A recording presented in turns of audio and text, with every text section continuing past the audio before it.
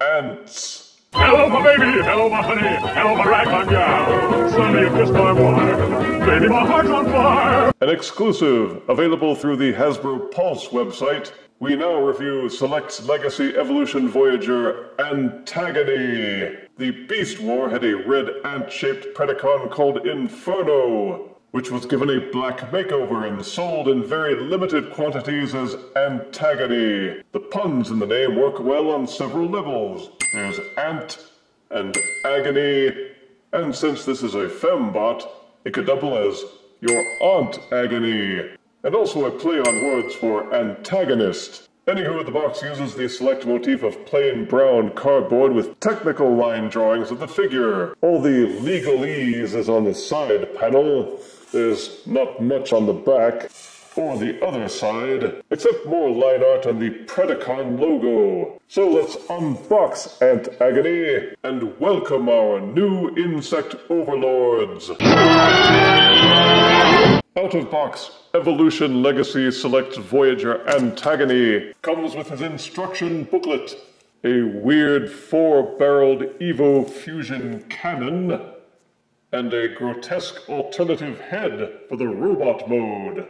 Behold Antagony's alt mode. This is an ant. The first thing you'll notice is that it's ugly. Individual buyers will need to decide if it falls into the so ugly it's beautiful spectrum, and it's big for a Predacon. Most of the Predacon figures in the Legacy line have been deluxes like Scorponok and Tarantulas. Antagony is a straight-up repaint of Legacy Voyager Inferno. The difference, of course, lies in the colors. While Inferno was a red ant, Antagony is done over in black, with some purple and lavender patches on the back, and with purple pincers. Whereas most Transformers have a proper robotic decor, the Brood War Predacons are rigged up to have more organic-looking alt modes. Antagony is covered with bumpy, sandpapery texture. I always felt that only insectoid-type beasts could pull off being Transformers for the Beast Wars line. The animal ones, like Optimus Primal and Rhinox, were less convincing because their hides were supposed to be contiguous. But the black color and insectiness seem to help conceal most of the robot kibble. The ant eyes are a translucent purple, though you have to shine a light on them to really tell. There's only one open port on the alt mode, that's this one on the back. The cannon flares out a lot at the end, so it doesn't swivel effectively, but it does have a lot of ports for fire blasts. Beyond that, there aren't many features for the alt mode except for the articulation. Each antenna will raise and lower. The pincers can open and close. The front ant legs will swivel in and out, but only just underneath the head. These joints have no other articulation. The ant head can be raised and lowered slightly, though it will not rotate or swivel from side to side. The center legs will swivel back and forth a little bit, but again the only articulation is where the joint connects to the body. These central joints are just cosmetic. The rear ant legs have a swivel joint which connects to the body, and it would do a full 360-degree rotation, except for the parts crashing. This second joint will allow each rear leg to rotate 360 degrees, a little over half an inch below the first swivel joint. And there is a hinge back here which will allow the rear thorax to be angled up and down. Antagony suffers from the same flaw in Waspinator and Skywasp, in that the legs aren't properly jointed. If they'd added more hinges to each leg, this thing could have been much more fun to pose. It could have been done with soft ratchets so it would hold the poses, and allowed users to display him scuffling, or crouching, or hunching. You can do those in a limited manner with the existing articulation, but it could have been so much better. The trickiest part of transforming Antagony is knowing which ways to stick all the insect legs. Turn the insect upside down. The sides of the back abdomen peg into the robot legs. Untab and swivel them out. They can pop loose with too much force. This will usually just pull them out of their hinges and you have to stick them back in. Flip up the rear panel of the abdomen. The robot feet are tucked under the shins. Hinge them backwards. Fold them up and this tab will go into this groove at the bottom of the foot. Untab and separate the legs. Then with the rear insect legs swiveled out of the way, hinge the legs downward, so that they are aligned with the robot underpants. There's an accordion hinge at the knee. Extend it upwards so that the knee is properly located behind the thighs. Be sure to do it for both legs. The robot hips are hinged right below the thorax. Extend it all the way down. The insect abdomen hinges into the hips at the very back.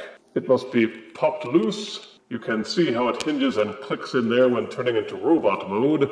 Pop it out, and give the waist a 180-degree twist. Keep the ant abdomen angled up and out of the way. Then take the rear ant legs and rotate them backwards, and rotate them in any way that pleases you. Underneath the ant, you will see that 4 of these legs connect underneath the thorax. They tab together underneath the ant. There are tabs and grooves on the insides of the robot's shoulders that plug together and lock the legs in place for the insect mode. Untab and separate them when turning her into a robot. These hinges at the side of the thorax will angle the arms up and out. Also, when transforming to insect mode, the robot hands plug into these holes on the inside of the thorax to help anchor them in place. Extend them out for the transformation, unhinge and unfold the arm, and rotate the shoulder so that it's pointing down. Make sure that the waist hinge is angled fully down. Go to the ant head. The 2 halves of it will split apart and unfold.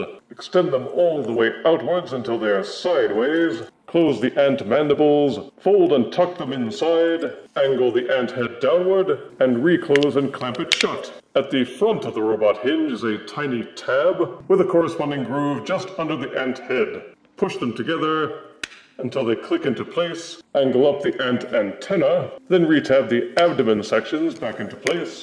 And you can pretty much rotate and angle the insect legs any way that you like, or follow the default orientation as displayed in the instruction manual. It's your choice. This mold was meant as a tribute/remake of the classic Brood War Inferno. The ant head becomes the chest, the abdomen hangs off the backside, and it's got this cute little Muppet-like head. It's taller than many contemporary Voyagers, and feels a bit heavier too. It's almost all still black, which I approve of, with some purple lavender here and there for highlighting, especially along the back. There's still a lot of sculpted detail, but a lot of it seems to be swallowed up without any other colors to set them off. The head has light piping that works pretty good, but there's also the Generation 1 Antagony alternative head. It doesn't have light piping, but it does look more ferocious and insecty, with bug eyes and menacing